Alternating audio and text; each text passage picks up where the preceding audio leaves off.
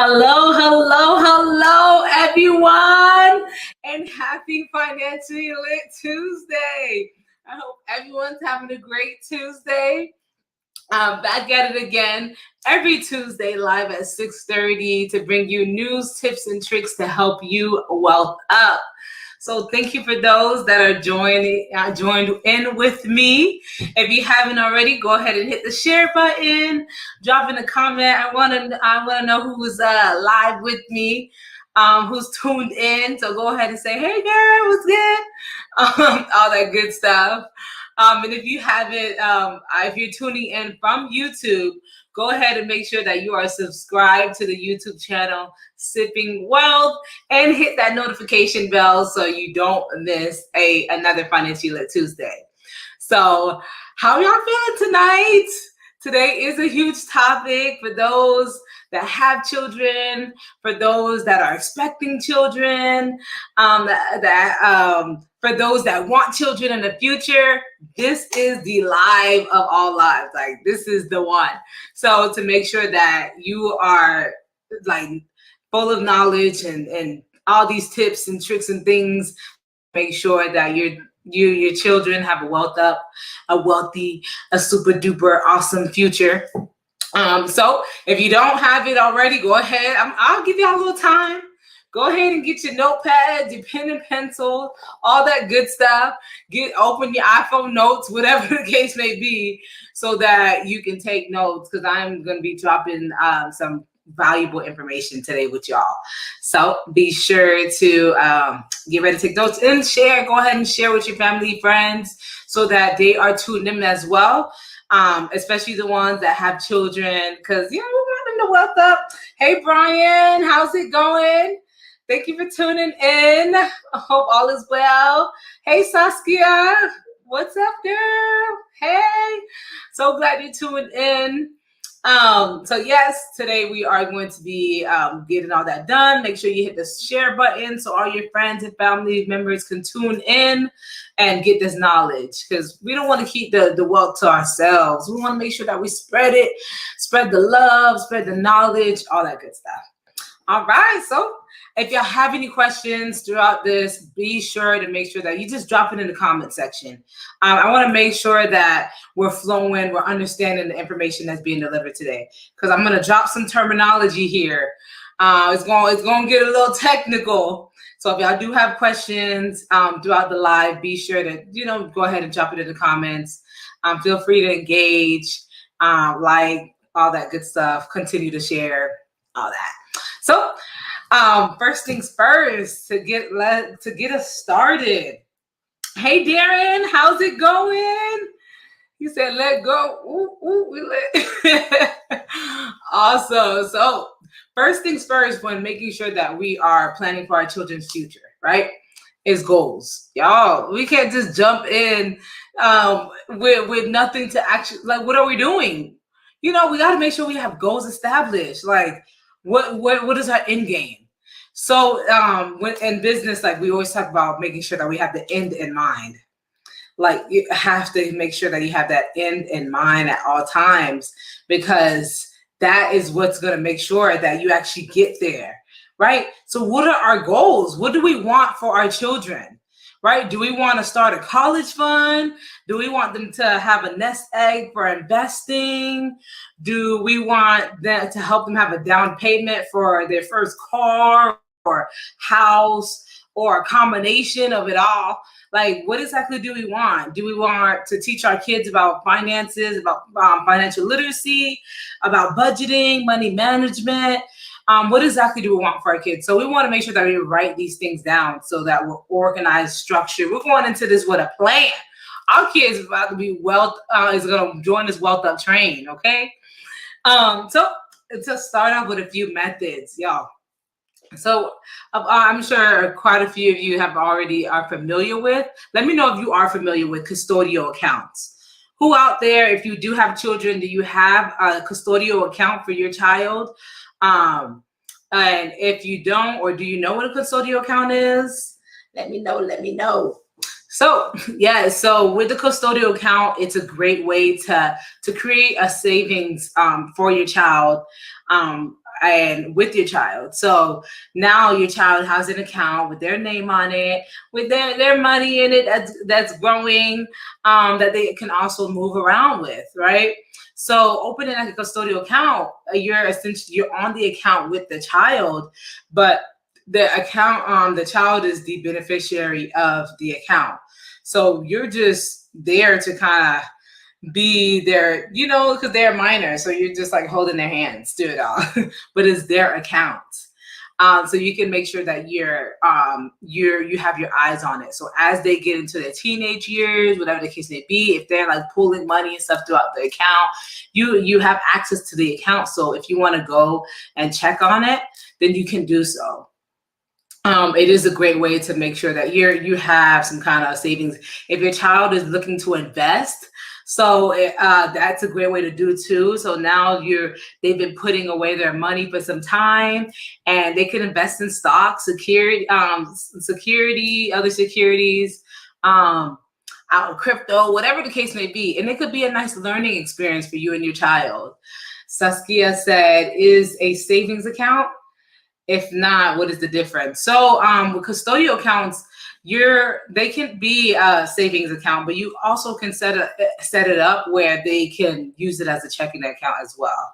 So you can set up a savings custodial, you can set up a regular checking, so it comes with a debit card, and you're able to actually use the funds out of the account.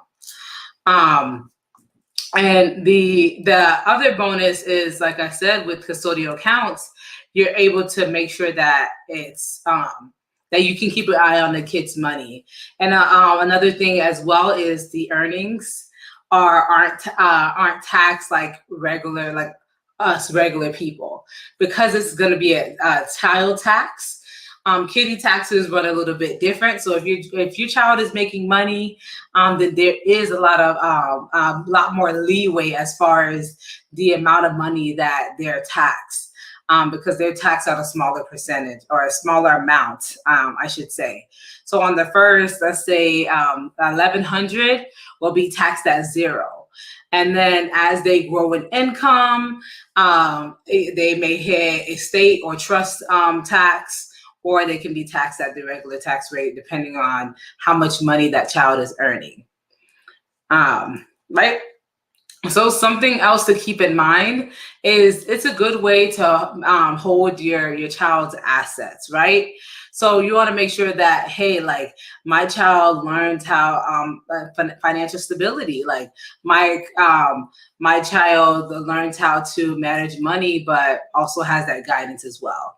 I do want to say that as you grow your child's assets and things like that, and their income, and put money away from them, they may not be eligible for like financial aid or other government or community aid, because they're like balling. But if that's the case, then that's a problem. That's like a problem that is like so minute, because you would rather your child have a lot more money and that not even be a question. Like, leave that for the other folks, and my child is good, right?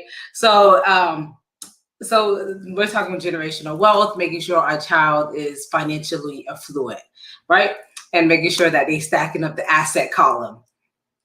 All right. So for my people, another thing I do want to mention is the Green Light card. So the Green Light app is a pretty cool application that I learned about a few months or probably even last year. So one of the parents that actually used this. So what it allows you to do is called Green Light. It allows you to have accounts with the child. So if you're giving your child an allowance, or they're receiving money from other people, they have like their regular account number and everything. They have their regular debit card, but what you can stop their transactions. So if they're trying to go to, I don't know, the movies, and you're like, no, they're not going to be spending. You can go into the app and turn it off, stop them from spending their money. It will alert you. If you can set different alerts for the different amounts, you can literally customize the child's budget plan. Like, hey, you can only spend $20 this week, and it will shut down the card after they spend $20. So it's a really cool app to kind of monitor your child's spending and also set them on a budget, like, so they can gain that discipline, that financial discipline. So I highly recommend this. Like I said, it's called the Green Light Card. It's not that much. It's about like $5 or so a month or something like that. But definitely take a look at it, look into it, and yeah. So for my parents that are looking to save for their child's education, some of you may have heard of the 529 plan. So a 529 qualified tuition plan. Let me know if you heard of it. Or if you're even saving towards it. If you have the custodial account, if you have a 529, I kind of want to get an idea of what y'all are already doing for your children. Or what you had in mind as well. So for the 529 plan, I will be going over a lot of information. Hold on, bear with me. If you have any questions as I'm going over the 529 plan and the different qualifications and things within it, let me know. Don't be afraid to ask me. So a 529 plan has, it's mainly used for its tax advantages, because it allows parents to put away money for this cause without having to pay taxes on it, right? So you can contribute to the plan. You can actually have the plan invested into different mutual funds, more aggressive ones, more conservative ones, depending on how old the child is. So you can have this money grow in interest. So if you choose the right mutual plan fund, that you can think of how much money over time that education account can grow up to. And it has that tax advantage.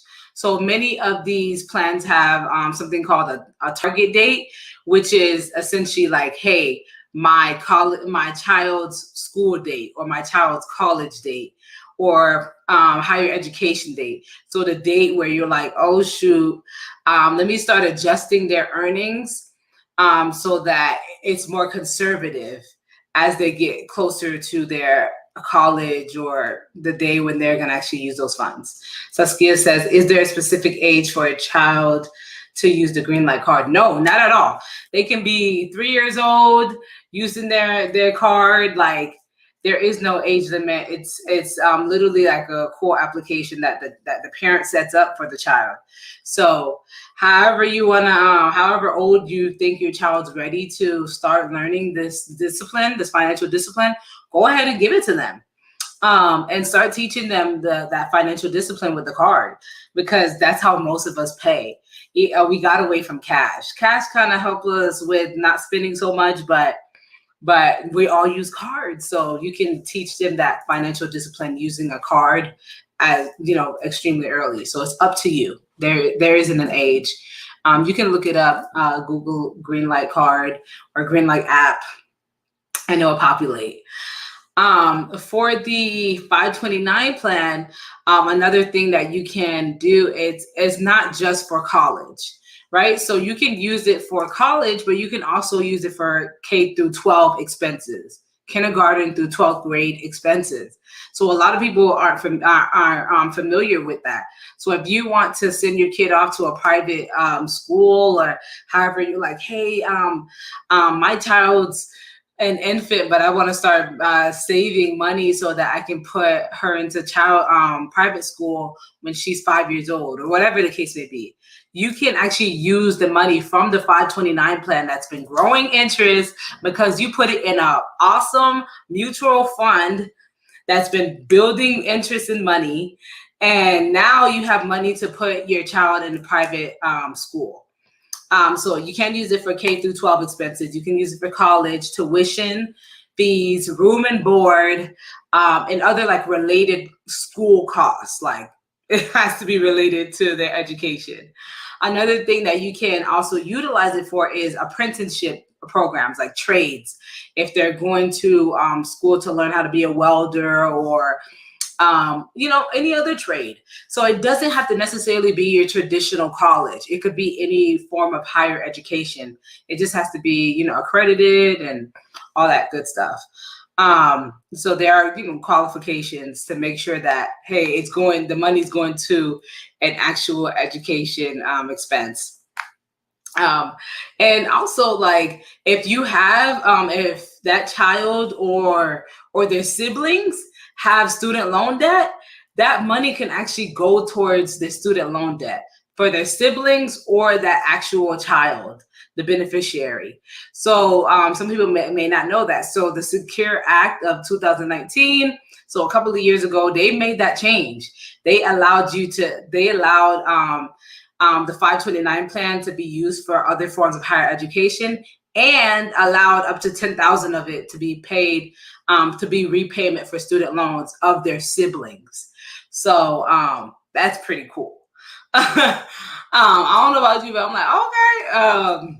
But yeah, so you can use, like I said, it has to be educational purposes if you want to have that tax advantage. That's what the 529 plan is. It's a tax shield, right? So if you don't, then you will be taxed at your normal federal or state income tax rate, and you will have a 10% penalty on the earnings. So you do want to make sure that you're using it for educational costs, like, like do some higher form of education, do a certification, something, utilize that money in an educational way. It shouldn't be too complicated or hard to do so. There is no income limit for like the parent, as far as like how they can contribute, how much they can contribute into the fund. So if there is certain brackets as far as, gift tax and all that other stuff and stuff like that, but they can put the money into there. It just won't be as much as a tax shield after a certain amount when it comes to gift tax. So how it works is, I'll go over Florida, since Florida, we don't have state tax, and most of you are tuning in from Florida. So your contributions are eligible for an annual gift tax exclusion of $15,000. So normally gift tax is always $15,000 exclusion, right? And for joint couples, married couples, is $30,000. But for your 529 plans, the perk about this is you can actually pay in a lump sum $75,000. So for my families that are like, oh, I just want to drop this lump sum of money into the plan because I made a lot of money this year and I'm not trying to pay all that in taxes, then you can actually put up to $75,000. Or if you're a joint filing couple, married, then you can put up to $150,000. So that is a great tax shield, a great tax break for my married folks and even my single folks, the $75K that you can go ahead and put away for your child, and that with that gift tax stipulation. And then with those accumulated earnings on that, on the 529 plan, you don't have to pay taxes on, which is great. The other thing is, like I said, you do want to be mindful of the penalty. Definitely want to be mindful of that penalty, 10% penalty, if you're not using it for educational purposes. How are y'all doing? How was that information about the 529 plan? Was it understandable? I got it. You're like, oh yeah. So it's a good perk. I want to see how y'all doing out there. So go ahead and chime in, comment. Let me know how you're feeling about the 529 plan, or even the custodial counts, green light. Did you get a chance to take a look at it? I want to hear what you got to say. So while you go ahead and drop comments, I'll go ahead and move on to IRAs, because you can actually set up custodial IRAs for your child. So this is investing for their retirement, their future. So you can do either a Roth IRA or a traditional IRA. So the difference between the two is when you pay taxes. So with the Roth, you essentially pay the taxes when you put It's already tax dollars when you put it into the IRA plan. So you get taxed when you put it in. So when you go to pull it out at retirement, you don't get taxed again. So if you're at a higher income bracket or a tax bracket come retirement, then a Roth will work for you because you won't have to pay the taxes on that withdrawal and on those earnings. For my people that are like they're like, oh no, I'm gonna be living off of $2,000 a month. I'm gonna be living off of way less. I'm gonna live a simple lifestyle. Then you may want to stick with a traditional route.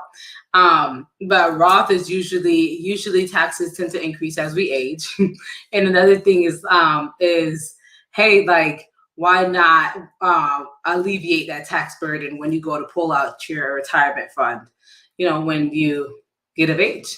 So with the traditional, you get taxed when you go to pull the money out, when the child goes to pull the money out. So it will reduce their taxable amount the year you put it in. But when you go to pull it out, you actually be taxed on it. So even in like 401ks, there's traditional and Roths. For individual accounts, same thing with custodial accounts, traditional and Roth. So it's really up to you and how you want to set it up. But that is an option to do so. Once the child becomes of legal age, 18, right? Due to the, I'm going to say this, the Uniform Gift to Minor Act, so it then leaves the parent and goes to the child. So then the child is now responsible for their own retirement account, which is pretty cool because it's like, hey, like it's your responsibility now. You're of age, but it's also cool because they can continue to contribute to their future, their retirement without being behind the curve. So now they're already 18 years ahead. And by then you could only imagine how much money has been accumulating during that time. So an alternative to the Roth IRA can be a brokerage account. You can set up brokerage account or mutual funds, things like that for your child as well, to allow them to have investment funds, things like that. And then you can transfer the ownership when they get turn 18, just like an IRA. So as they pay dividends out on the stocks or whatever the case may be, they'll pay it out into that account. When the child becomes 18, they get their money. Or they don't get it, but they get ownership of the account. So you do want to make sure that you are mindful about the fees. So different institutions do charge. So if you're going into options or different types of tradings, they do have different fees and things like that. But there's tons of educational tools on investing that you can read up on and also share with your child as well. So there's tons of information out there as far as how you can set up these brokerage accounts and mutual funds accounts for your child. Because we're running out of time, I won't be able to go through all the options and different saving tactics for your child, but I am going through quite a bit of them. And of course, this video will be available on the Sipping Wealth YouTube channel. I'm going to go over one more, and then we'll have to do a part 2 live on another day so that I can go over a few more tactics and ways that you can save for your child. So the last one I'm going to go over tonight is the UPMA account. So a lot of you may have learned of the UPMA account or the UGMA. We didn't get these acronyms, but it's called the Uniform Gifts to Minor. So UGMA, or the Uniform Transfer to Minor accounts. So, hey girl, what's up, Nicole? So it's kind of similar to the 529 plan, where you're building this minor account for your child, so that they can. But in this case, with the UPMA account, or I'm gonna call this UPMA account. Okay, I'll get the the two. But the UPMA account, they can spend the funds on anything. So it doesn't have the college stipulation, the education stipulation. You can literally set up this UPMA account, and then they build funds. They set it up through mutual funds, however investment vehicles you want to set up that UPMA account through. You can do that, and it will. But they can spend that money on anything. The returns are not as good because it's like a baby account. So the accounts are a little smaller. The earnings are a little smaller, like a baby mutual fund. But there are different UPMA accounts with different financial institutions offering different percentages, which is something to definitely look at. I know I can't go through like all of them and things like that, but like I said, definitely tune in to Spiritual Lives. I'll also be hosting a workshop specifically for child saving plans and things like that. Bring a few financial advisors as well that specialize in these different accounts and establishing them for you all. So I'll have that workshop coming out in the future. Just be sure to follow the Grand Rep Financial page and turn on your notification bells. If you're on the Sipping Wealth YouTube channel, be sure to subscribe as well. And tune in to Financially Lit every Tuesday at 6:30. So next week, we are going to have Jason Scott. He's a realtor with Remax Supreme, located in Springfield, Jacksonville.